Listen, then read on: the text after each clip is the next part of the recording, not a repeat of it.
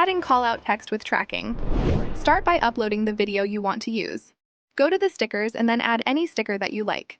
In this video, we're going to choose a particular one. Now move forward to where the animation ends and adjust the size or position of the sticker to your liking. Next, let's add some text. Go to the Text tab and add default text.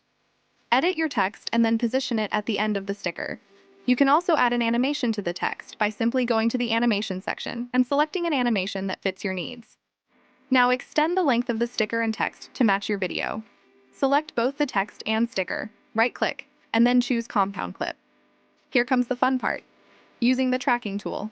Click on the compound clip and on the upper right of your screen, click Tracking, and then select Motion Track. Position the tracker as per your needs. You can change the tracking direction, but in this video, we will use the Both option. You can also toggle the scale and distance tracking on and off.